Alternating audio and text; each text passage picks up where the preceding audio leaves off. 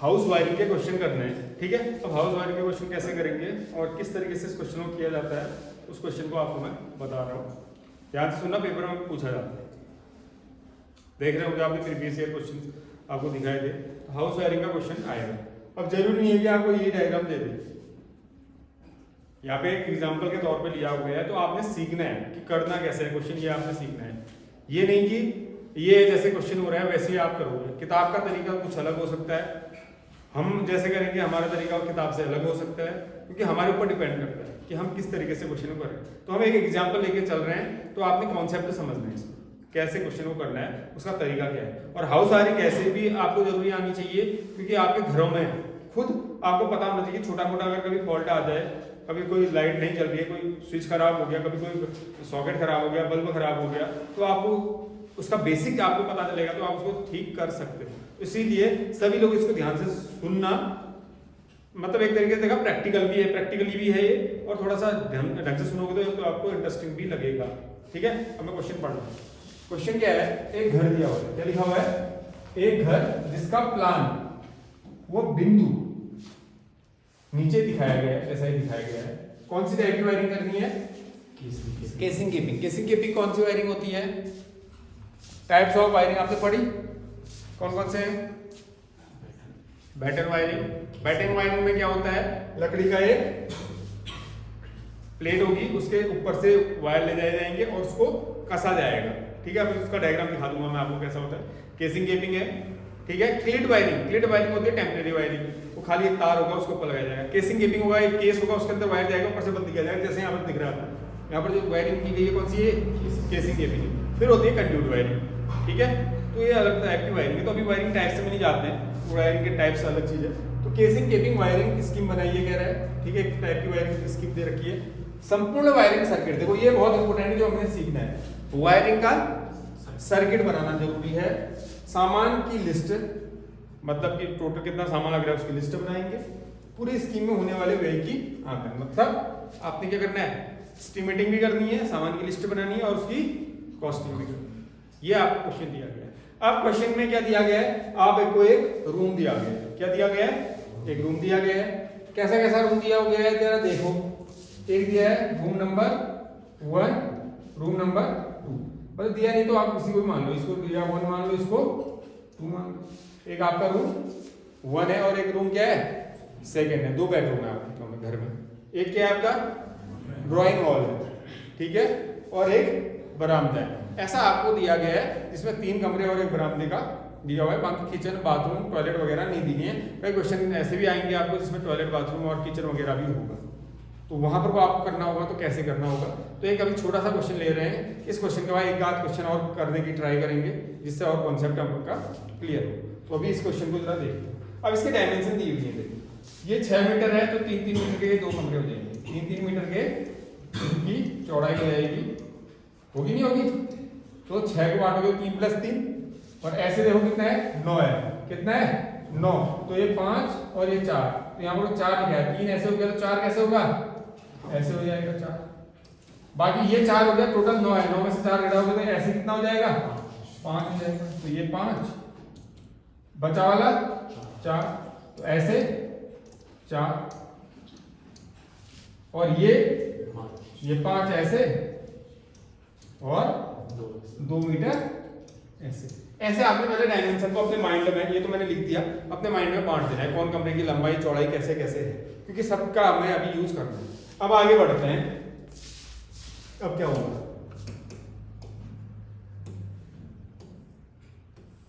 अब आपको कुछ चीजें और दी गई। क्या चीजें दी गई जरा देखो।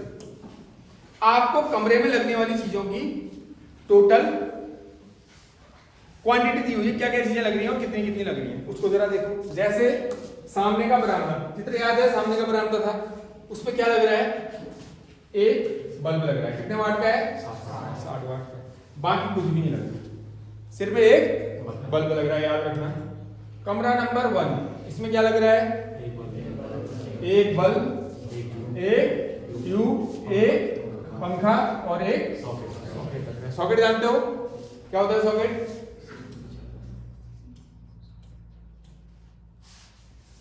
ये होता है सॉकेट, तो आपका सॉकेट लगता है।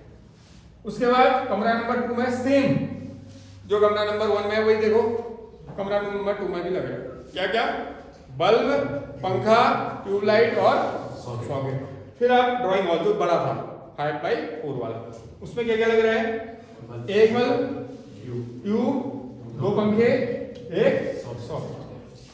बट आधुनिक युग में अगर हम किसी कमरे के लिए डिजाइन करें तो हमारी चीजें इलेक्ट्रिकल इक्विपमेंट ज्यादा लगेंगे, क्योंकि सारा कुछ हमारा लाइट के ऊपर डिपेंडेंट हो गया। अभी आज से अगर मैं 20 साल पहले जाऊं तो 20 साल पहले ये चीजें थी कि हम ज्यादातर एक कमरे में एक बल्ब लगाते थे, ठीक है, या फिर एक पंखा होगा। अब आज की डेट में अगर आप किसी कमरे में, किसी घर में अगर एक कमरे में भी आप लाइट लगाना चाहोगे, कम से कम आपके पास 3 या 4 जगह सॉकेट होते हैं। एक जगह आपका टीवी के लिए जो होगा, एक जगह आपका मोबाइल चलाने के लिए होगा, एक आध जगह आपका कभी छोटा मोटे काम के लिए होगा, बाकी एक या दो आपके पावर सॉकेट भी होते हैं, जैसे प्रेस करना है आपने या फिर कोई हैवी लोड चलाना है। पावर सॉकेट ये है जो यहाँ पे लगा हुआ है, ठीक है। नॉर्मल सॉकेट वहां पे जो लगा हुआ है वो नॉर्मल सॉकेट है। क्लियर है? अब ये हमने इसके हिसाब से हमें चीजों को समझना है, आधुनिक युग में क्या लगता है और पहले क्या लगता था, दोनों में अंतर है। बट अभी इसके हिसाब से हम चीजों को समझते हैं, क्योंकि हमने बेसिकली हाउस वायरिंग में होता क्या है उसको समझना है, ठीक है। तो मैं आगे कुछ चीजें और देख ले रहा हूं। इसमें एक चीज लिखा है, छत की ऊंचाई दे रखी है, कितनी दे रखी है? 3.3 मीटर, 3.3 मीटर, लगभग कितना फीट? 11 फीट के आसपास ही होगा। कितना फीट होगा? 11 फीट, क्योंकि 1 मीटर में कितने फीट होते हैं? 3.3 फीट के आसपास होते हैं। तो ऐसे ही अगर 3 मीटर की बात करें तो 3.3 इंटू 3 मतलब 9.9 मतलब 10 फीट, तो 3 मीटर में 10 फीट हो जाएंगे। और फिर 0.3 है 1 फीट, ये हो गया। तो लगभग 11 फीट के आसपास हमारी छत क्या है? ऊंची है। तो छत की हाइट है कितनी है? 11 फीट है। उसमें दीवारें भी लग रही होंगी, एक कमरे से दूसरे कमरे में जब जाओगे आप तो वो दीवार की मोटाई कितनी दे रखी है? 0.3 मीटर, लगभग 1 फीट मोटी हमारी क्या है? दीवार है। ये आपको क्वेश्चन दिया हुआ है। ये क्या दिया हुआ है? क्वेश्चन। अब इस क्वेश्चन के हिसाब से आपने इसका वायरिंग डायग्राम बनाना है, और वायरिंग डायग्राम बनाने के बाद इसकी एस्टिमेटिंग एंड कॉस्टिंग भी करनी है। क्लियर? अब मैं आगे बढ़ूं। देखो, अब आपने कुछ चीजें समझनी है और सीखनी है, होता क्या है। सबसे पहले जब आपको ये क्वेश्चन मिलेगा, अगर आपको ये चीजें नहीं दी गई होंगी, छत की ऊंचाई और दीवार की मोटाई, तो आप इसको मान लोगे कि मान लो जो हमारे छत है वो 4 मीटर ऊंची है या 3 मीटर ऊंची है, जैसे इसने 3.3 माना है, ये आपके ऊपर डिपेंड करता है कि आप छत की ऊंचाई कितने मीटर रखना चाहते हैं। नॉर्मली आपका जो छत होती है, सामान्यतः अगर हम देखते हैं तो 10 फीट से लेके 12 फीट के अराउंड हम लगभग रखते हैं। बात समझ रहे हो? 10 फीट से लेके 12 फीट के। हाँ, वो किसी ऊपर के ऊपर डिपेंड कर सकता है कि वो 10 के बजाय 9 फीट की रखे, 9 फीट वैसे कम हो जाता है, या फिर ज्यादा ऊंचा रखना चाह रहे तो 15 फीट तक रख ले, वो किसी एक इंसान के ऊपर चलेगा। तो आप कोशिश करना 3 मीटर से लेके 4 मीटर तक की ही हाइट तक आप छतों की ऊंचाई मानोगे, अगर आपको क्वेश्चन में नहीं दी होगी। इसमें दी गई है तो आप यही रख के चलोगे। प्लस दीवार की अगर आपकी मोटाई की मैं बात करूं तो जो दीवार की मोटाई होती है वो लगभग ईंट, जो अगर हम डबल चिनाई की करते हैं तो 9 इंच की दीवार बनती है, लगभग वो 1 फीट के आसपास होती है, ठीक है। तो आप दीवार की मोटाई को यही लेते हुए चल सकते हैं, अगर नहीं दिया हुआ है तो। दिया हुआ है तो जो दिया है उसके हिसाब से चलेंगे। उसके अलावा हम कोई चीज और मान लेंगे, जैसे क्या मान लेंगे? ये कह रहा है कि वायरिंग का क्षैतिज रंग, मतलब कि अगर आपने यहाँ पे कोई एक स्विच लगा दिया, स्विच लगाने के बाद आपकी वायरिंग जब चलेगी दीवार में, वो हाइट कितनी होगी? वो हाइट आपकी कितनी मीटर मानी है इसने? 3 मीटर। 3 मीटर क्यों मानी होगी? क्योंकि आपकी जो छत की ऊंचाई है कितने मीटर है? 3.3। अब आपकी छत की ऊंचाई है तो आप वायर उसी से चिपका के नहीं लगाओगे, हल्का सा नीचे रखते हुए चलोगे। तो 1 फीट आपने नीचे ले लिया उसको। कितना फीट नीचे ले लिया? 1 फीट नीचे ले लिया। तो इससे 1 फीट नीचे लिया तो कितने मीटर मान लिया इसने? 3 मीटर। आपके घर के ऊपर डिपेंड करेगा। अगर आपने 4 फीट छत की ऊंचाई मानी है तो आप 3.5 फीट में भी वायरिंग कर सकते हो। बात समझ रहे हो? ये प्रैक्टिकली चीज सोचो, जो मैं कह रहा हूं समझ रहे हो? अगर 4 फीट आपकी छत की ऊंचाई है तो वायरिंग का मतलब जान रहे हो? जो तार घूमेंगे पूरे कमरे में वो किस साइड पे रहेंगे? थोड़ा सा छत से नीचे लोगे तो आप वो 3.5 में भी ले सकते हो। यहाँ कितना लिया है महावीर? क्या नाम है इसका? संदीप सोना बता। हाँ, तो ये कितना है आपका? 3.3 फीट है, तो हमने आधा 1 फीट नीचे, सॉरी 3.3 मीटर है तो हमने 1 फीट उसको नीचे ले लिया है, तो 3 मीटर में हाइट में हो गया। बाकी आपका वितरण बोर्ड, डिस्ट्रीब्यूशन बोर्ड, जहां से बिजली को डिस्ट्रीब्यूट किया जाएगा, उसकी हाइट कितने मीटर रखी है? 1.5 मीटर रखी है। स्विच बोर्ड, जहां पे ये स्विच लगते हैं, जो स्विच लगते हैं किस हाइट पे लगाए जा रहे हैं? 1.5 मीटर। ये याद रखना। इंडियन इलेक्ट्रिसिटी रूल के अकॉर्डिंग कुछ स्टैंडर्ड रखे जाते हैं, तो उसके हिसाब से हमने ये माना गया है कि जो हमारा नॉर्मल सॉकेट एंड स्विचेस होते हैं वो कितने हाइट पे होते हैं? 1.5 मीटर की हाइट पे होते हैं। और कोशिश ये करनी है कि जो दरवाजा है आपका, दरवाजे के साइड में ही होगा। जैसे आप कमरे में एंट्री करोगे तो आप लेफ्ट साइड के बनाने की कोशिश करोगे, बट लेफ्ट साइड नहीं है तब आप राइट साइड करना। तो लेफ्ट साइड में आप किस साइड पे? जमीन से 1.5 मीटर की हाइट में, ताकि आपका हाथ पहुंचे और आप उसको ऑन करें। जो आपके पावर सॉकेट होते हैं वो जमीन से 0.5 मीटर की हाइट पे रखे जाते हैं। पावर सॉकेट कौन से? हैवी लोड वाले, जैसे कि यहाँ पर आपको नीचे दिख रहा है, जिससे हमारा ये पैनल चल रहा है, ठीक है। तो वो लगभग हमारा हैवी लोड के लिए यूज किया जाता है। जो नॉर्मल सॉकेट है वो लाइट लोड के लिए यूज किए जाते हैं, जैसे आपको मोबाइल चार्ज करना है, ठीक है, या फिर कोई ऐसे हल्की फुल्की चीज जो लगानी है उसके लिए यूज किया जाएगा। जो पावर सॉकेट होंगे, जैसे हमारे हीटिंग एलिमेंट्स जितने भी होते हैं वो ज्यादा पावर के होते हैं, तो वहां पर वो हम यूज करते हैं किसके लिए? पावर सॉकेट के लिए। अब आगे बढ़ो, समझ गए इतनी बात? ये बेसिक चीज है। अब कुछ चीजें और आपको ध्यान में रखनी है। क्या ध्यान में रखनी है? इसी क्वेश्चन के हिसाब से हम देखते हैं।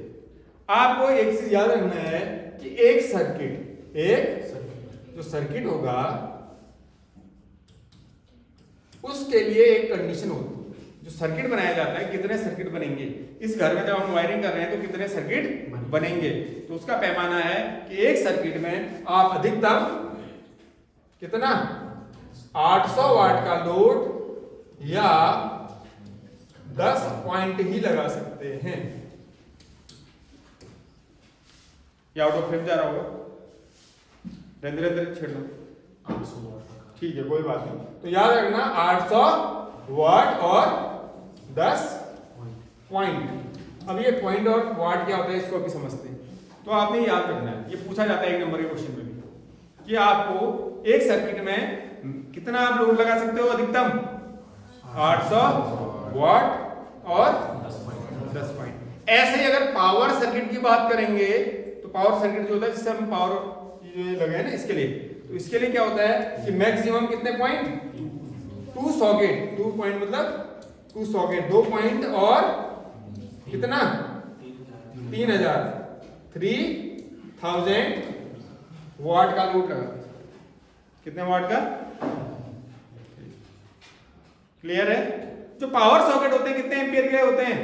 16 एम्पियर या 15 एम्पियर आप कह सकते हो उसको, ठीक है। स्विच का डिजाइन 16 होता है, तो 15 एम्पियर या 16 एम्पियर जो आपको उसके लिए होते हैं। जो नॉर्मल सॉकेट होते हैं वो 5 एम्पियर के लिए होते हैं। अरे वो 6 वो होता है, जैसे वो होगा 5 एम्पियर, जो हमारा सॉकेट बनेगा वो 6 एम्पियर के लिए डिजाइन होगा, ठीक है, क्योंकि 1 एम्पियर प्लस लेते हो। ऐसे ये 15 एम्पियर इसमें बह सकती है, पर इसका जो सॉकेट होगा वो 16 एम्पियर के लिए डिजाइन, ठीक है। तो आपने फिलहाल पहले ये वाला याद रखना है, 800 वाट और 10 पॉइंट एक सर्किट में। एक सर्किट का मतलब है कि जो आपका मेन डिस्ट्रीब्यूशन बोर्ड है वहां से एक फेज और एक न्यूट्रल आएगा, इसका मतलब है ये एक सर्किट। 2 सर्किट का मतलब है कि उससे 2 सर्किट निकलेंगे। 3 सर्किट का मतलब है उससे 3 मतलब एक फेज और एक न्यूट्रल। बात समझ रहे हो? कहां से? Distribution board. अब चलो आगे। अच्छा, इसने क्या लिखा हुआ है? इसमें लिखा हुआ है परिपथों की संख्या। कितनी लिखी हुई है? 2 लिखी हुई है। 2 कैसे आई? इसको कैलकुलेट करना पड़ेगा। चलो करते हैं। टोटल देखो, आपके बल्ब कितने लग रहे थे टोटल कमरे में? एक बरामदे में था, 2 बेडरूम में थे और एक ड्राइंग हॉल में। 4 बल्ब थे। कितने बल्ब थे? 4। एक बल्ब कितने वाट का था? 60 वाट। तो टोटल 4 गुणा 6 करोगे कितना हुआ? 240। अच्छा, अब ट्यूब लाइट कितनी जगह लग रही थी? 3 जगह लग रही थी, कमरों में और ड्राइंग हॉल में। तो कितनी है इनकी संख्या? 3। कितने वाट की थी? 40 गुणा 3 120। ये सब वाट में चल रहा है, ये लोड है। फिर उसके बाद पंखा कितने थे? 4 पंखे थे। हाँ, 2 ड्राइंग हॉल में और एक रूम पे। तो 4 पंखे कितना? 240। सॉकेट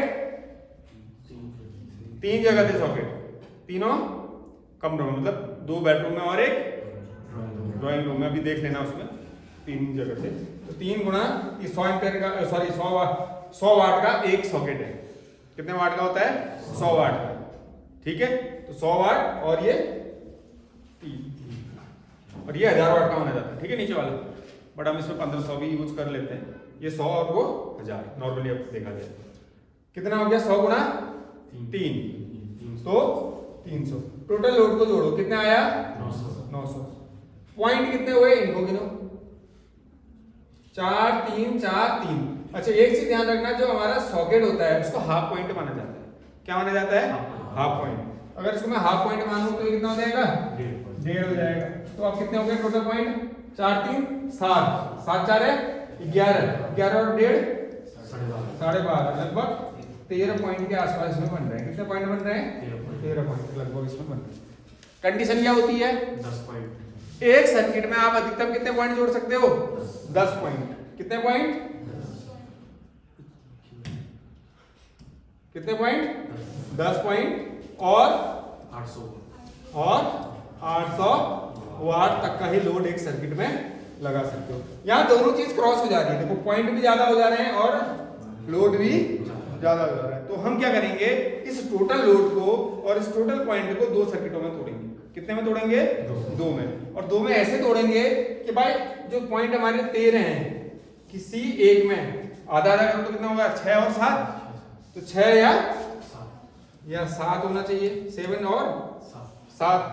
और ऐसे लोड को 900 को तोड़ें तो 450 के आसपास होना चाहिए, अगर आधा आधा करें तो। लेकिन एकदम आधा तो नहीं हो पाएगा, तो हम कोशिश ऐसा करेंगे कि कमरों को इस हिसाब से बांट दें, कमरों को इस हिसाब से बांट दें कि किसी एक में 900 के बजाय हो सकता है कि एक जगह 350 चले जाए या 400 चला जाए, और दूसरे वाले में अगर यहाँ 350 तो वहां कितना हो सकता है? 600 650 550 550 या 500 550 या 500 ऐसा चल जाएगा। मतलब वेरिएशन जान रहे हो कि मतलब एक कमरे में 350 है तो एक में 550।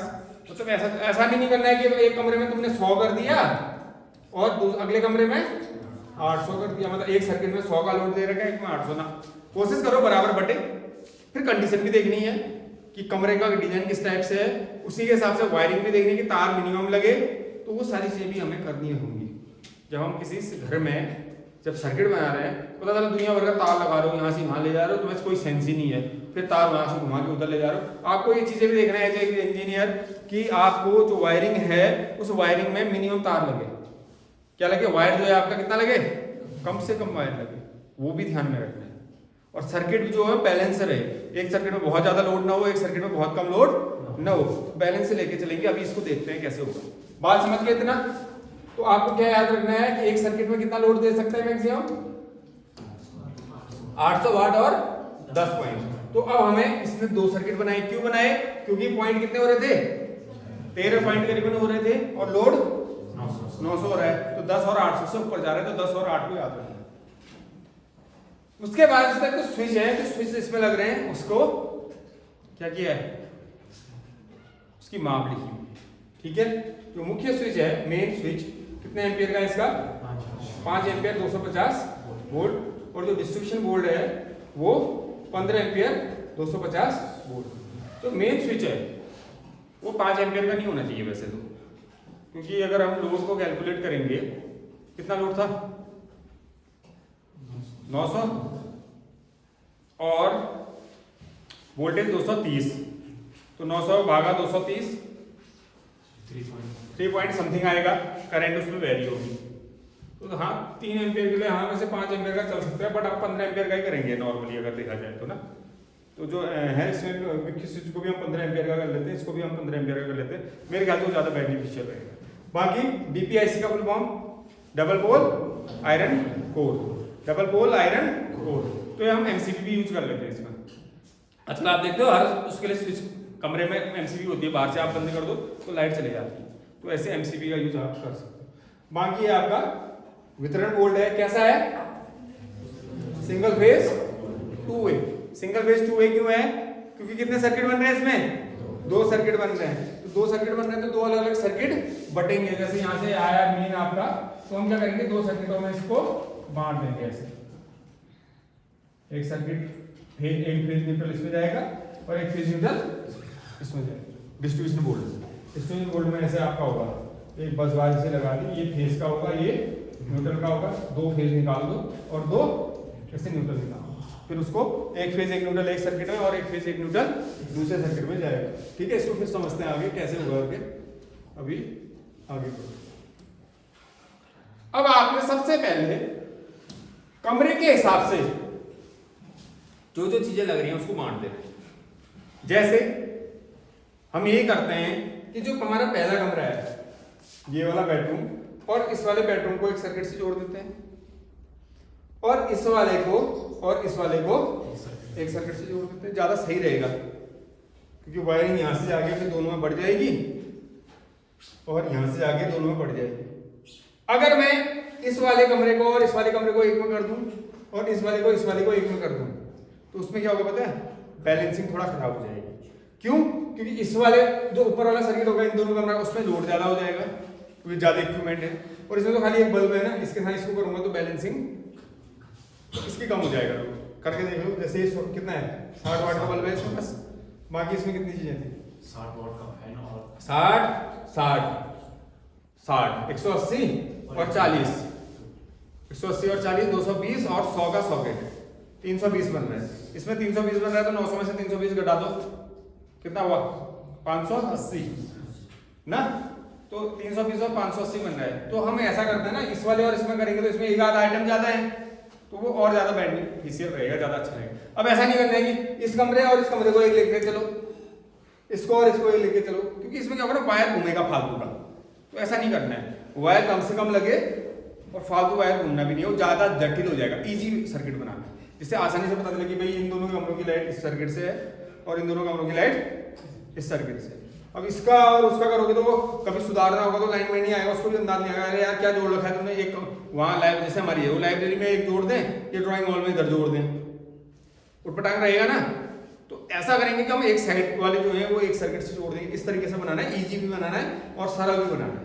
तो हमने ये करते हैं कि इस वाले कमरा और इस वाले कमरे को एक सर्किट से जोड़ते हैं, इस वाले को और इस वाले को एक से जोड़ते हैं, और चेक भी करेंगे कि जोड़ने के बाद ऐसा नहीं होना चाहिए कि भाई 10 पॉइंट और 800 वाट से लोड ज्यादा बढ़ जा रहा है। कई बार ऐसा होगा, ये तो छोटा क्वेश्चन है, इसमें दिक्कत नहीं आ रही। जब ज्यादा कमरे होंगे ना, बैलेंस से बनाना पड़ेगा। बहुत ज्यादा होता है, कई बार अंदाज नहीं आता, बराबर बनाना पड़ता है, बांटना पड़ता है बराबर। ठीक है, तो इस वाले में क्या हो रहा है, देखो इसमें कितना लोड है ऊपर वाले कमरे में, 60 260 260 260 260 कितना 520। इसमें कितना हो रहा है, इन दोनों में कितना हो रहा है 520 और इसमें 380। 520 और 380 का लोड बढ़ जा रहा है, चलेगा कोई बात।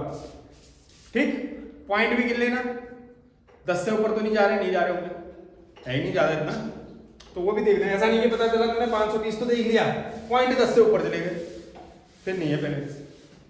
पॉइंट भी 10 से, समझ पा रहे हो, ये खाली सुन रहे हो कथा किधर है? रमेश आ रहा है कुछ, समझ रहे हो ना? तो ये चीज आपने ध्यान देनी। और अभी तो हम गए नहीं है, टफ चीज में तो गए नहीं है, तो बेसिक चीज समझ रहे हैं। आ गया, तो ये चीज आपने पार्ट की है। हिमांशी को बड़ी हंसी आ रही है। हिमांशी क्या हुआ है? कुछ सोच तो नहीं रहे थे इधर उधर की कहीं कहानियां, क्यों हंस रही है खाली खाली? ओए नवीन, गुद्दू दीदी लगा रहा उसको पीछे।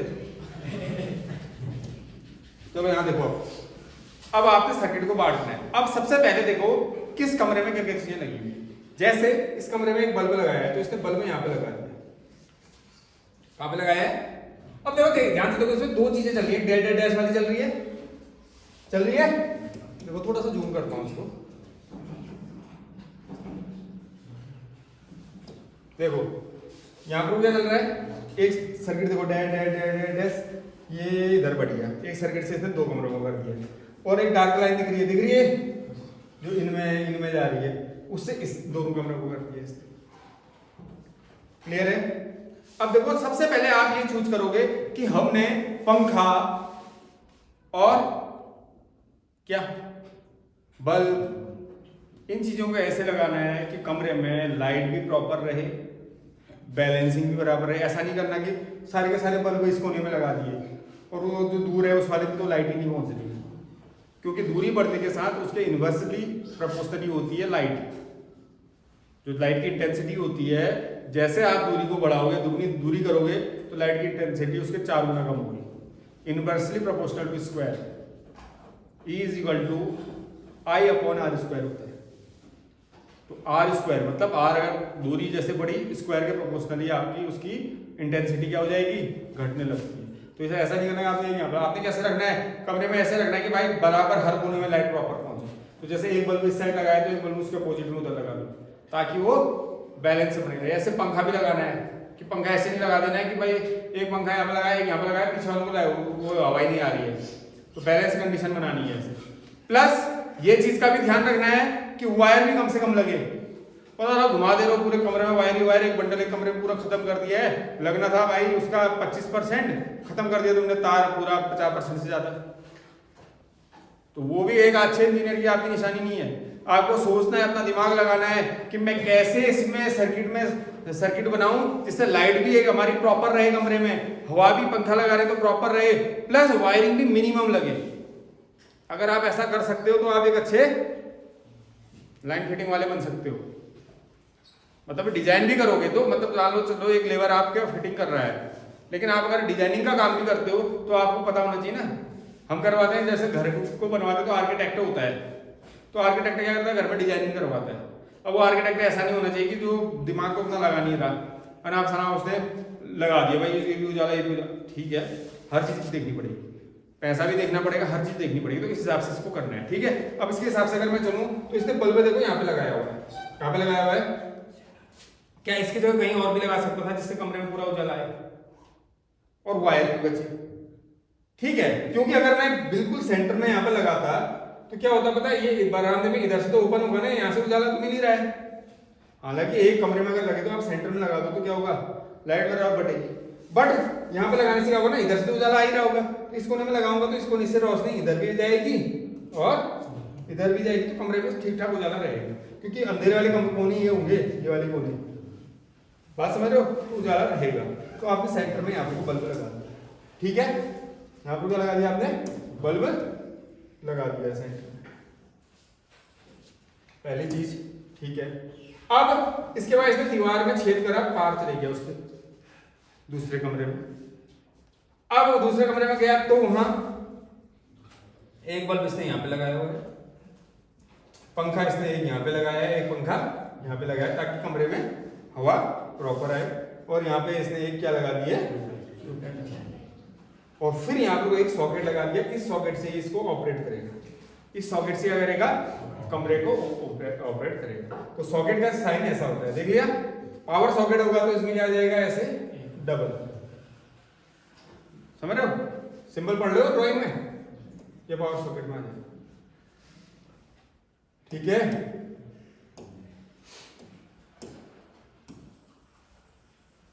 अब आगे चलो, ये तो सर्किट पूरा हो गया। अब आपका यहाँ पर दिमाग चलना चाहिए कि भाई आप इससे और अच्छा कैसे कर सकते थे जिसमें कमरे में प्रॉपर उजाला रहे। जैसे यहाँ पर इसने लाइट लगा दी है और यहाँ पर को ट्यूब लाइट लगा दी है, तो यार ये वाला कोना तो अंधेरा रहेगा ना, देख नहीं लो। मैं ट्यूब लाइट को यहाँ लगाने के बजाय अगर यहाँ पर लगा दूं तो क्या बुरा है, बात समझ रहे हो मेरी, कि मुझे यहाँ पर इसने बल्ब लगा दिया, यहाँ पर लगा दिया, ये वाला कोना बड़ा लाइट वाला होगा, क्योंकि इसकी लाइट भी यहाँ आएगी प्रॉपर और इसकी लाइट भी यहाँ पर आएगी, ये कोना और ज्यादा लाइट वाला होगा। लेकिन जैसे जैसे इसकी दूरी बढ़ेगी, ऐसे ये जान रहे हो दूरी, तो जैसे जैसे दूरी बढ़ेगी वो कोना अंधेरा होते रहेगा। तो ये यहाँ पर कोने में अगर कोई आपका कोई ऐसा कोना ऐसा नहीं होना चाहिए जो अंधेरा रहे। तो मेरे ख्याल से मैं ट्यूबलाइट यहाँ लगाने के बजाय मैं यहाँ प्रेफर करता हूँ, पहली चीज। हाँ, अगर ऐसा ही कुछ बिल्कुल ऐसा हो रहा है जिससे आपका ज्यादा बेनिफिट कुछ ऐसा है। हाँ, इसका तार जरूर बच रहा होगा ये, लेकिन मुझे नहीं लगता कि मैं यहाँ डालूं तो इसी के थ्रू अगर यहाँ चले जाऊंगा तो मेरा तार इसमें भी कोई ज्यादा नहीं लगना है।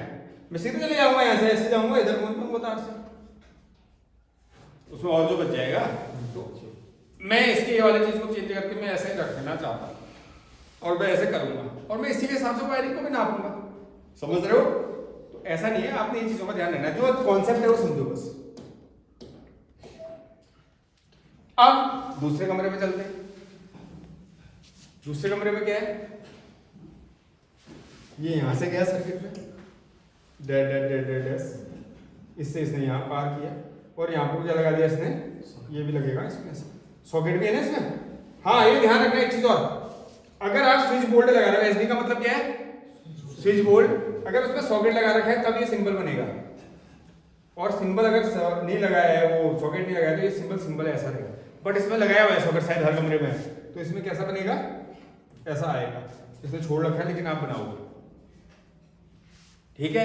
अब इस कमरे में भी आप बांट लो इसी के हिसाब से, किस कमरे में किस जगह पे क्या लगाना है, कौन सा इक्विपमेंट लगाना है। जैसे मैं अगर हूं तो मैं यहां से ट्यूबलाइट यहां नहीं लगाना चाह रहा, मैं काम करता हूं, मैं ट्यूबलाइट को इतना लंबा तार लगाने के बजाय यहीं से खींच के यहां पे लगा देता हूं।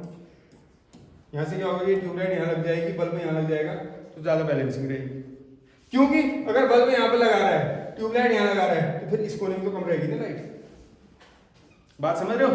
तो समझ गए क्या कहना चाह रहा हूं मैं? तो सबसे पहले आपने क्या करना है, जो आपको दिया हुआ है क्वेश्चन, उस क्वेश्चन को पढ़ना है। क्वेश्चन को पढ़ने के बाद अपने दिमाग में सोचना है किस हिसाब से करें, कुछ पूर्वानुमान मान लोगे किस हाइट पे वायरिंग करेंगे, क्या करेंगे, तमाम चीजें। उसको करने के बाद एक ऐसा डायग्राम बनाओगे उसी कमरे के हिसाब से, जिसमें आप दिखा दो कि भाई मैं किस जगह पे कौन सा इक्विपमेंट लगा रहा हूँ।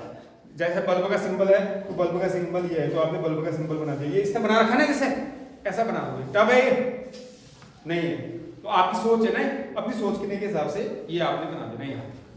अब है टब जो शुरू हो जाए, अब है मेन खेल, इसके बाद जो टब होगा, ठीक है, उसको अब स्टार्ट करते हैं।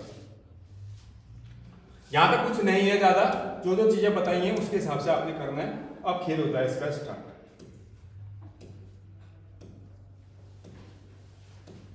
ये डबल दोबारा आ गया है, ठीक है। यहां से देखो, अब आया आपका ये दिख रहा है, ये है आपका वायरिंग डायग्राम। क्या है ये? Wiring diagram. ये आपको सीखना है बनाना, ये क्या है आपको बनाना सीखना है। अब ये वायरिंग डायग्राम कैसे बनता है, अगर ये सीख गए तो फिर ज्यादा कोई दिक्कत आपको नहीं आती, ठीक है, समझ रहे हो? तो वायरिंग डायग्राम कैसे बनेगा, इस वायरिंग डायग्राम को सीखने से पहले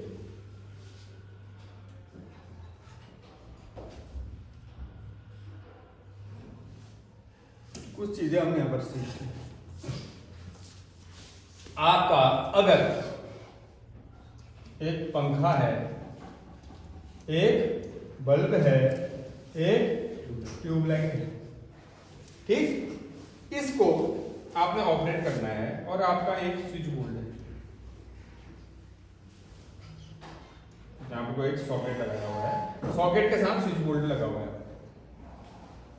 सॉकेट के साथ क्या लगा हुआ है, स्विच बोर्ड लगा हुआ है। आपने इसको ऑपरेट करना है और आपके पास दो तार हैं, एक फेस और एक न्यूट्रल। तो आपको कैसे सर्किट ऑपरेट करना है, कैसे जोड़ते हैं, कितनों को आता है इसको जोड़ना, एक दो, अच्छा पीछे वाले भी, चलो ठीक है। क्लास में लगभग 50% जो ऊपर है जिनको आता है, लगभग मेरे को जो दिख रहे हैं 12-15 लोगों का हाथ पड़ा हुआ है ना, तो कुछ ही हैं लोग जिनको नहीं पता। चलो इसको जोड़ते हैं, कैसे जोड़ते हैं। आपका फेज और न्यूट्रल आया, बताएंगे जिसको आता है, कितने स्विच लगेंगे यहाँ पर को, चार लगेंगे, शाबाश। तो 4 हमारे यहाँ पर को स्विच लग गए ऑन या ऑफ करने के। ये मैंने 4 स्विच लगा। स्विच में क्या होता है, इसके 2 टर्मिनल होते हैं, एक ऊपर होगा टर्मिनल, एक ऊपर होगा, एक ऊपर एक नीचे। जब हम स्विच को ऑन करते हैं तो दोनों टर्मिनल आपस में टच हो जाते हैं यहाँ पर, और इसके बीच में क्या होती है, ऐसे पत्ती होती है। जैसे मैंने स्विच को ऑन किया, ये बाहर को आएगा, उसमें जैसे उभरा हुआ दिखता है ना, तो ये आगे को आएगा और ये वाला टर्मिनल, ऊपर वाला टर्मिनल किससे टच हो जाएगा, नीचे वाले टर्मिनल से, और सर्किट पूरा कंप्लीट हो जाएगा। मतलब अगर मैंने इसको ऐसे जोड़ दिया तो ये सर्किट कंप्लीट हो गया। जैसे तार वहां से आ रहा है, इसको जोड़ते हुए सर्किट क्या हो जाता है, कंप्लीट हो जाता है। अभी मिटेगा कैसे, बैक वाला नहीं इसमें मिटाना पड़ेगा, अभी पूरा ही मिटेगा।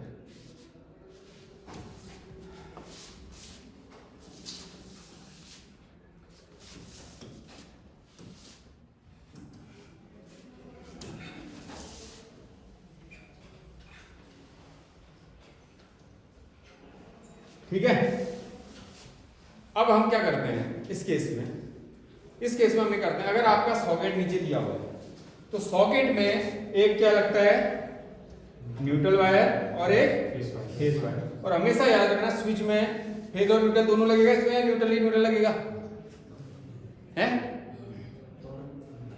दोनों लगेंगे। स्विच में ओनली फेज आता है, स्विच में ओनली न्यूट्रल नीचे नहीं आएगा। तो जो स्विच का ऊपर वाला टर्मिनल है ना, इसको हम कॉमन कर देते हैं। ऐसे क्या कर देते हैं, कॉमन कर देते हैं और इसमें फेज वायर जोड़ देते हैं। तो आप फेज वायर लेके आओ और स्विच के ऊपर वाले टर्मिनल में लगा दो और उससे सबको कॉमन कर दो। उससे क्या होगा कि ये सारे स्विचों में ऊपर वाले टर्मिनल फेज मिल गया आपको, ठीक। और जो न्यूट्रल वायर है आपका, न्यूट्रल वायर नीचे लेके आओ और इसको सॉकेट के न्यूट्रल पॉइंट में लगा दो, क्योंकि स्विच में जरूरत ही नहीं है। अब इस वाले स्विच से आपने इसको ऑपरेट करना है तो आप इससे जोड़ दो इसको, इस वाले स्विच से जिसको जोड़ना है उसको जोड़ दो। जैसे आपने इस वाले स्विच से किसको जोड़ना है, इस बल्ब को जोड़ना है, इससे जोड़ दो। इसके बाद वाला जो है उससे आपको इसको जोड़ना है तो आप इससे इसको जोड़ दो। इसके बाद वाला जो है इससे आपने इसको जोड़ना है तो आप इसको जोड़ दो। और जो भी ये बल्ब है, फैन है, ट्यूबलाइट है, इसमें फेज और न्यूट्रल दोनों मिलेगा। क्या मिलेगा, फेज और न्यूट्रल दोनों मिलेगा। तो न्यूट्रल आपका यहाँ, तो यहीं से एक पॉइंट बनाओ और न्यूट्रल को अलग से खींच लो, ये आपका न्यूट्रल इसमें चला जाएगा। फिर यहीं से न्यूट्रल आगे बढ़ा दो, ये न्यूट्रल आपका इसमें चला जाएगा। यहीं से न्यूट्रल आगे बढ़ा दो, ये न्यूट्रल आपका इसमें चला जाएगा। समझ गए। तो आपने क्या क्या चीजें देखी अभी कि जो आपका इक्विपमेंट्स हैं उसको फेज और न्यूट्रल दोनों देने पड़ेंगे। जो आपका स्विच है उसको ओनली फेज ही फेज देना पड़ेगा। और जो आपका सॉकेट है वो एक इक्विपमेंट की तरह काम करता है, क्योंकि उसी में आप कनेक्ट करते हो बल्ब, तो जल जाते हैं ना बल्ब उसमें, तो इसलिए जैसे बल्ब को फेज और न्यूट्रल की जरूरत होती है तो सॉकेट से भी फेज और न्यूट्रल की जरूरत होगी, तो इसमें फेज और न्यूट्रल लगेगा।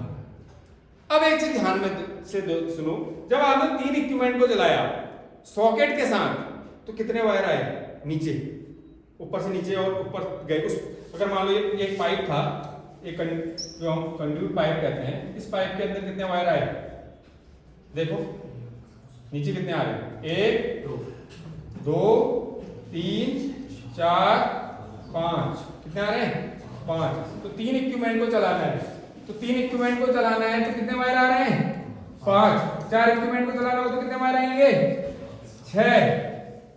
10 इक्विपमेंट को चलाना हो तो कितने वायर आएंगे 12। 2 ज्यादा, किस केस में, सॉकेट केस में। अगर यहां सॉकेट नहीं होता तब न्यूट्रल नीचे मारो तो थप्पड़ा पढ़ाने टाइम वहां डिस्टर्ब कर रहा है, कितने आएंगे, मैंने पहले भी रखा पढ़ाने टाइम डिस्टर्ब मत करना भाई, कोई भी होगा। मेरे को फिर आता है गुस्सा, ये चीज का ध्यान रखना, मैं खींच के लगा दूंगा थप्पड़ जोर का। मैं और टाइम जो भी करो वो मैं इग्नोर मारता हूँ, लेकिन पढ़ा रहूंगा। ये आदत सुधार लो अपने, अगर कोई ऐसा है मेरे को और कोई ऐसे छेड़खानी करते हुए मिलता है ना, मेरे को आता है भयंकर गुस्सा में, मैं फिर देखूंगा नहीं, मैं खींच के लगा दूंगा। हाँ, अब देखो अगर न्यूट्रल नीचे नहीं होगा, न्यूट्रल वायर नीचे नहीं होगा तो फिर कितने तार होंगे, एक लाने वाला बाकी जाने वाला, तो एक का अंतर होगा। जैसे अगर आपको 8 कनेक्शन देने, मतलब 8 चीजें चलानी है तो आपके तार कितने होंगे, समझ गए। सॉकेट के साथ 2 प्लस, बिना सॉकेट के 1 प्लस, क्लियर होना चाहिए, बात आई समझ में। अब हम आते हैं सिंगल लाइन डायग्राम।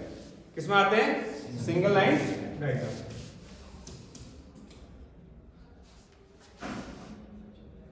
अब जरूरी नहीं है कि हम इसकी तरह सिंगल लाइन डायग्राम बनाएं, बात समझ रहे हो, जरूरी नहीं है हम इसकी तरह सिंगल लाइन डायग्राम बनाएं। अब सिंगल लाइन डायग्राम बनाने से पहले हम कुछ चीजें समझेंगे, कुछ चीजें हम समझेंगे। क्या समझेंगे वो जरा देखो। हम आते हैं इसी डायग्राम में जिसमें कुछ नहीं किया, ये वाला इस डायग्राम में आने का मतलब यह है कि इस डायग्राम को हम ज्यादा बेटर तरीके से समझ पाएंगे। ठीक है, आओ ये आउट ऑफ फ्रेम है, ठीक है ना, आ रहा है ना। अब देखो ये ध्यान से सुनना, ये अब टफ भी है और इम्पोर्टेंट भी है। इसको अगर दिमाग नहीं आएगा पूछ लेना, क्योंकि अगर नहीं आ रहा है तो अभी पूछो, बाद में नहीं कर पाओगे। अब टफ चीज आ रही है, जरा ध्यान देना। मैंने सबसे पहले यहाँ पर क्या लगा दिया, मीटर बोर्ड लगा दिया, ठीक है, मीटर जहां से हमारी बिजली आ रही है। मीटर के बाद मैंने यहाँ पर डिस्ट्रीब्यूशन बोर्ड लगाया, जिस डिस्ट्रीब्यूशन बोर्ड से मैं दो सर्किट को बांटूंगा। कितने सर्किट बांटूंगा? दो सर्किट बांटूंगा। अब जब मैं दो सर्किट बांट रहा हूं तो दो सर्किट बांटने से पहले सबसे पहले मैं इसमें एक काम करता हूं, मैं इसमें इक्विपमेंट लगा देता हूं। कौन कैसा इक्विपमेंट मैंने काम में लगाना है?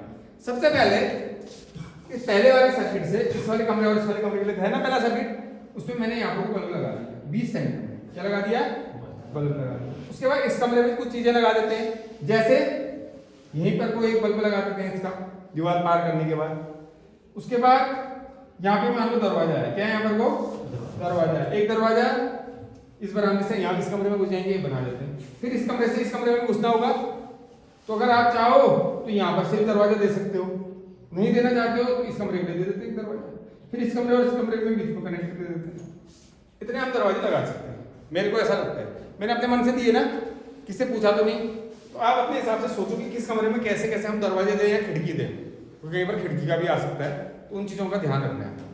और पता चला आपको खिड़की के सामने तुम सॉकेट लगा रहे हो, खिड़की अगल बगल लगेगा ना, बिट उसके सामने कैसे लगाओगे, दिक्कत है होगी। हालांकि दरवाजे के बगल में लगेगा। अब मैंने सबसे पहले इस दरवाजे के बगल में यहाँ पर सॉकेट लगा दिया with distribution board, SB with socket हो जाए, स्विच बोर्ड सॉकेट के साथ, स्विच बोर्ड और सॉकेट। ये क्या है आपका मेन डिस्ट्रीब्यूशन बोर्ड। क्योंकि मीटर बोर्ड तो होगा, मीटर बोर्ड के बाद का हम काम कर रहे हैं। मीटर बोर्ड तो विभाग लगा के जाता है, अब तक हम विभागीय संयोजन पढ़ लेते, उसके बाद हमारे घर का काम है। तो मेन डिस्ट्रीब्यूशन क्या है यहाँ पर? मेन डिस्ट्रीब्यूशन बोर्ड है। मेन डिस्ट्रीब्यूशन बोर्ड से कितने सर्किट आने हैं? दो आने हैं। तो इस कमरे में एक ही बल्ब, बरामदे में एक ही बल्ब था, तो मैंने एक ही बल्ब लगा दिया। अब इसमें क्या क्या चीजें लगनी है? एक बल्ब, एक सॉकेट, दो पंखे। अब पंखे आपके ऊपर है, चलो एक पंखा आपने यहाँ पर लगा दिया, उसी इधर चल देते हैं, और एक पंखा यहाँ पर लगा दिया, और लास्ट दीवार के पास से लगा दे ट्यूबलाइट। पंखे हम ऐसे भी लगा सकते थे, अगर ऐसे ना लगाए तो मेरे ख्याल से ज्यादा अच्छी हवा है। कैसे?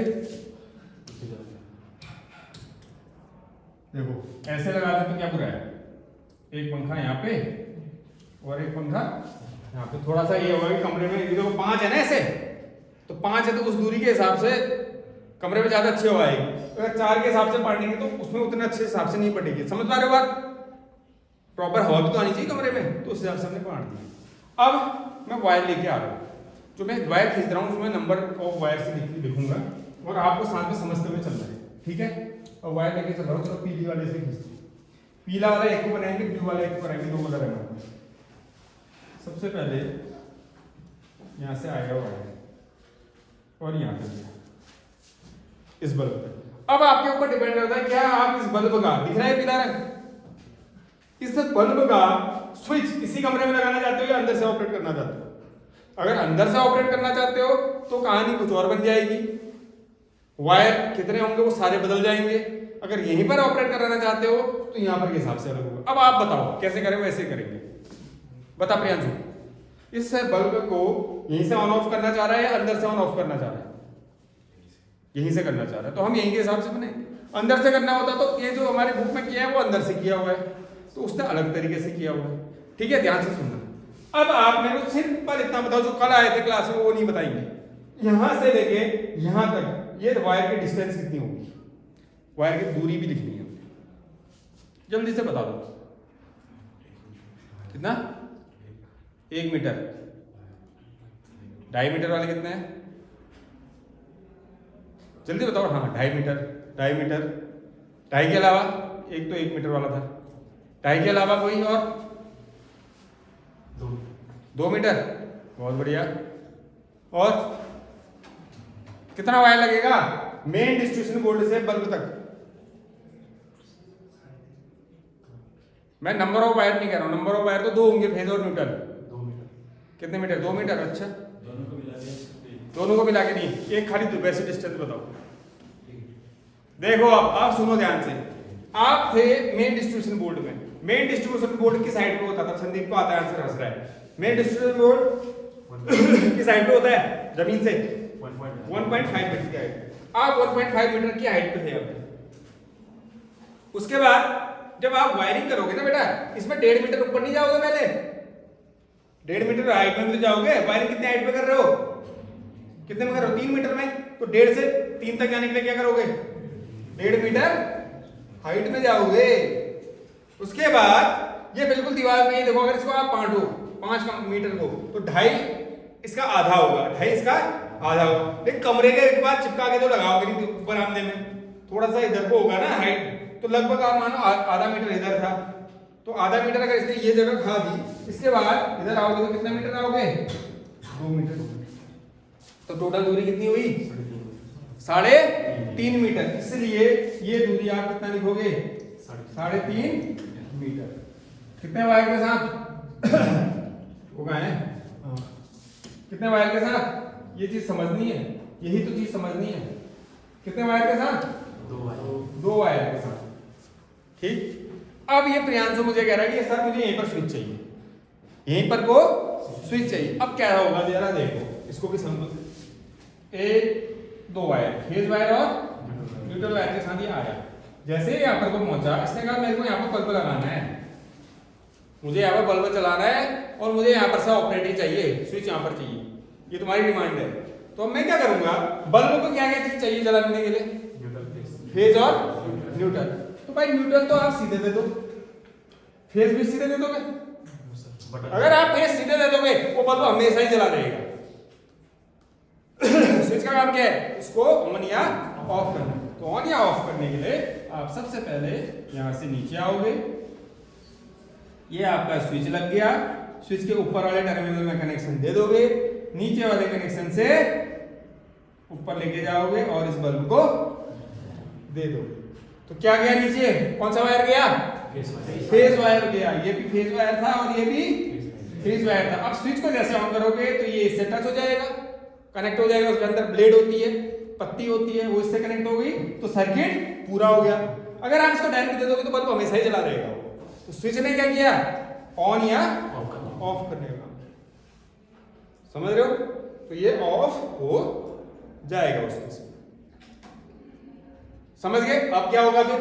अगर आपने स्विच लगाना है तो भाई इसके नीचे लाओ और यहाँ पर को क्या लिख दोगे? स्विच। या फिर इसको दूसरे हिसाब से दिखा देते हो, इसका मतलब बीच में आ जाएगा, वहीं पर को बगल में ऐसे दिखा देते। ठीक है, पक्की बैठ गई। हाँ भाई, क्या है? Switch board. सॉकेट नहीं है इसमें। कितने वायर होंगे? कितने वायर होंगे इसमें? तो देख नहीं रहे हो कितने वायर है नीचे? 2 वायर है, तो 2 लिखो। कितना मीटर नीचे आओगे? 1.5 मीटर नीचे आओगे तो 1.5 मीटर। ये तार लिखने हैं सारे, लास्ट में जोड़ा जाएगा। या फिर सिंगल लाइन डायग्राम में यही चीज करनी है हमने। मैं इसी में सिंगल लाइन डायग्राम समझाना चाह रहा हूं तुम्हें, फिर अलग से बनाएंगे जरूर, बट इसी में समझो अभी।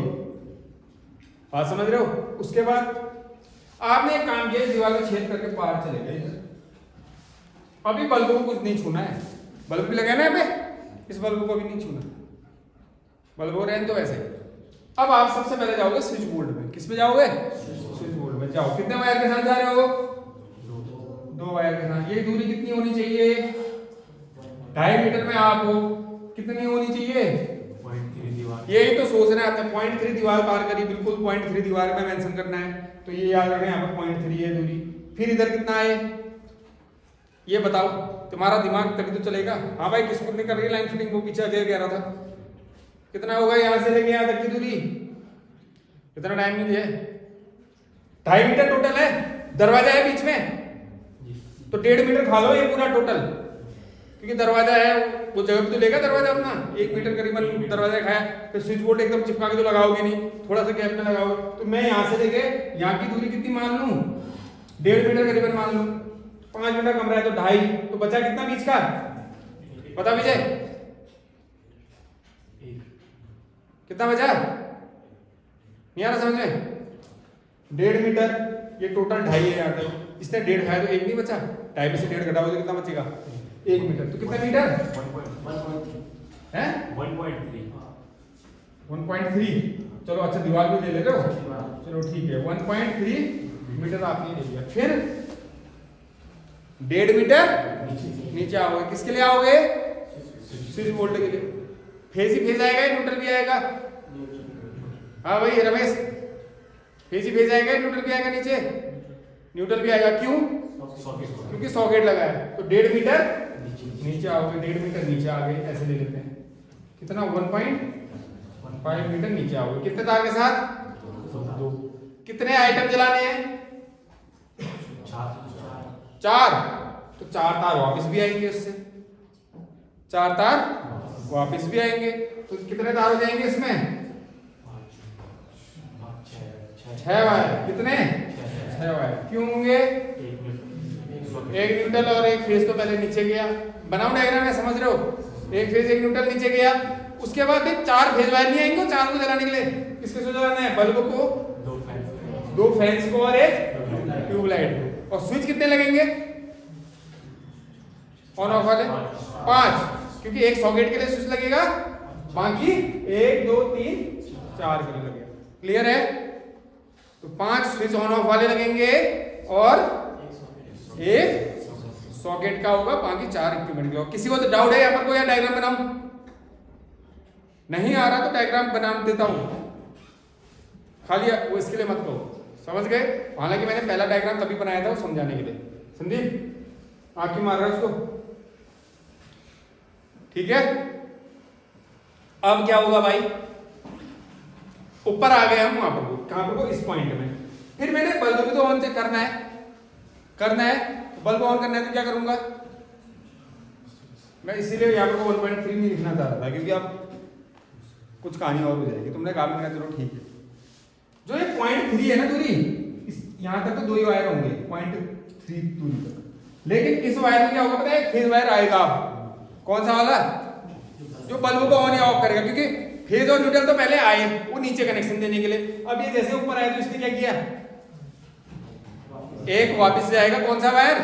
Phase wire. तो इसमें अब कितने वायर हो जाएंगे? 2 फेज वायर हो जाएंगे और एक न्यूट्रल वायर। अब इसको ऐसे समझो, 2 फेज वायर कौन से होंगे? देखो, ये न्यूट्रल वायर इधर को जाने वाला, ये फेज वायर इधर को जाने वाला, फिर एक फेज वायर आएगा जो इधर को जाने वाला होगा, जो बल्ब को जलाएगा। तो फेज वायर से यहां देंगे और न्यूट्रल कनेक्शन यहीं से इसको दे देंगे। इसे समझ रहे हो? पहले 2 तार आए, यूं आए, वो नीचे सॉकेट में गए, इस सॉकेट में स्विच बोर्ड विद सॉकेट में गए। उसके बाद वहां से 4 चीजें जलानी थी, तो 1 2 3 4 तार वापस आए, ये वाला तार वापस गया और इसने क्या किया? बल्ब को कनेक्शन दिया।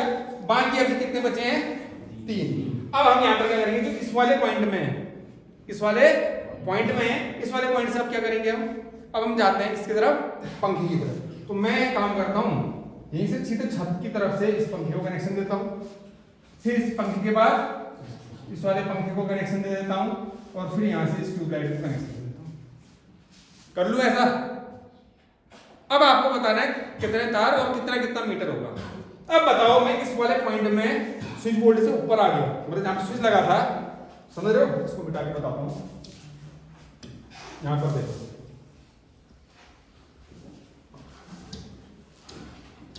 देखो, मैं इस स्विच बोर्ड से, ठीक है, ये दिख रहा है फ्रेम में, इस स्विच बोर्ड से ऊपर आया, ठीक है। कितने तारों के साथ आया हूं? 6, 2 3 4 5 6, जिसमें से एक तो बल्ब के लिए चला गया। ये 2 आने वाले तार थे जो लाइट को लेके आ रहे थे। यहां से मैंने न्यूट्रल पकड़ा, इसको दे दिया। अब बचे मेरे कितने? 3, जो हमारे किस के लिए हैं? पंखे और ट्यूबलाइट के लिए। अब मैं जब ऊपर यहाँ पर इस वाले पॉइंट में पहुंच गया हूं, मतलब कि इसी जगह पे, यहीं पर को। अब मेरे को बताओ, यहां से लेके यहां तक कितने तार होंगे और कितना मीटर दूरी होगी? 2.3 मीटर। 2.3 मीटर कह रहा है। कितने तार?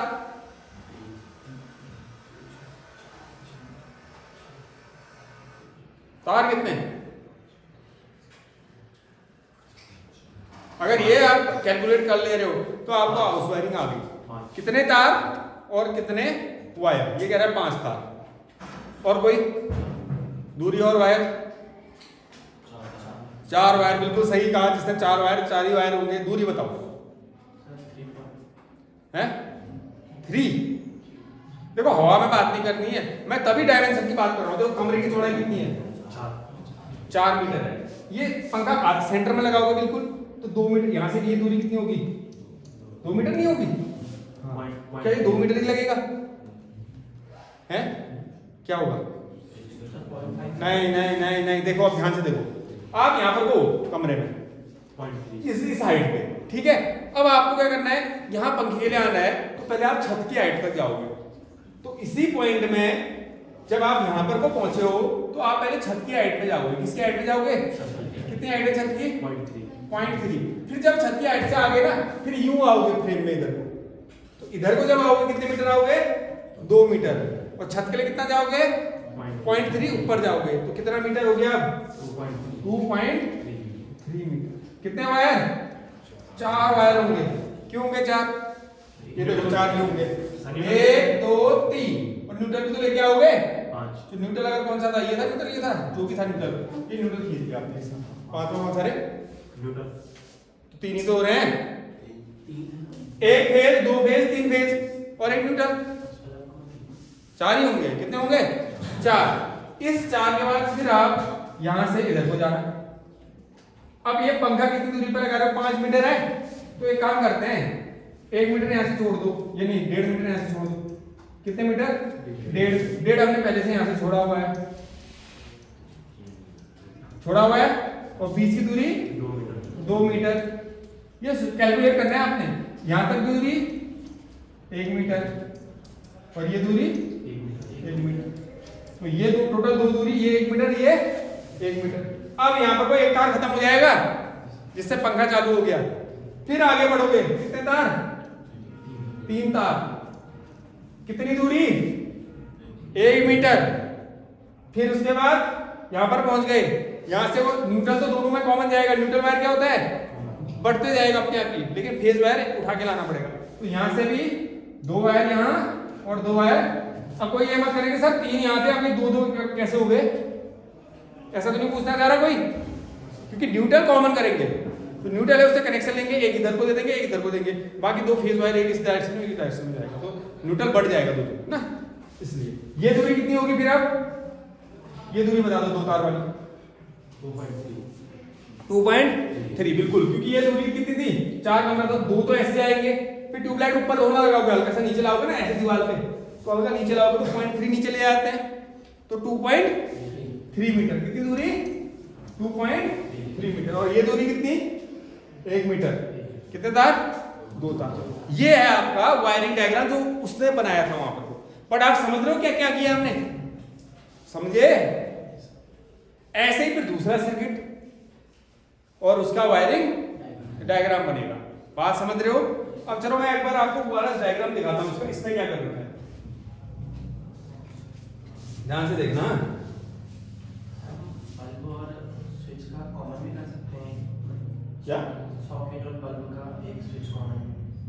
कैसे कॉमन? ताकि एक ही स्विच से दोनों ऑपरेट हो। नहीं,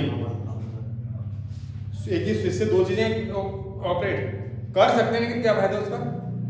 सॉकेट नहीं कर सकते ना, सॉकेट नहीं कर सकते उस एक ही स्विच से क्यों नहीं कर सकते?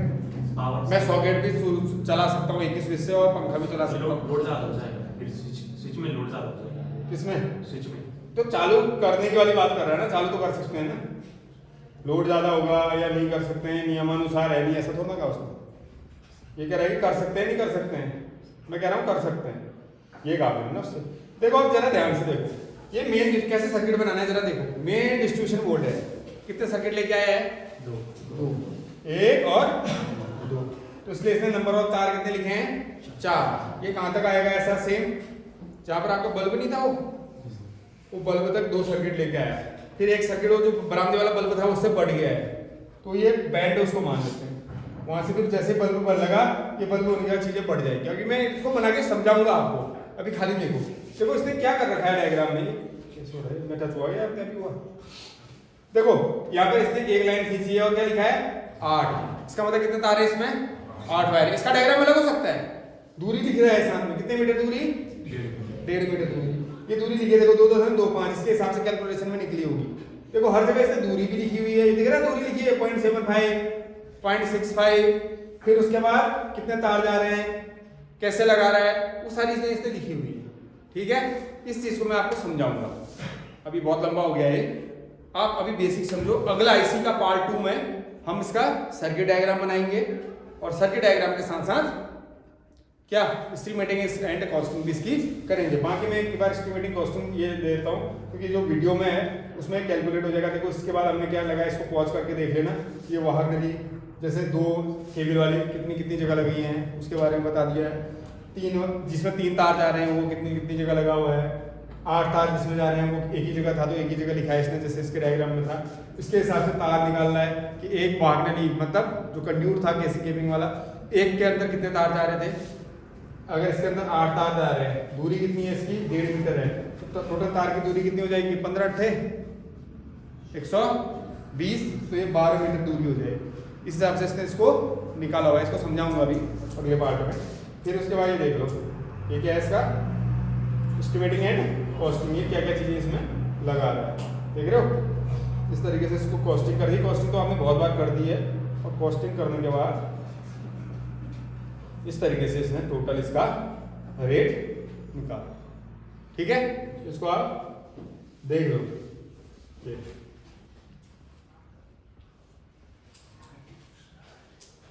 ठीक है, ये आपका टोटल इसका स्टूडेंट कॉस्टिंग है। तो ये अगले पार्ट में इसको कंप्लीट करते हैं। ठीक है, चलो ठीक है अभी।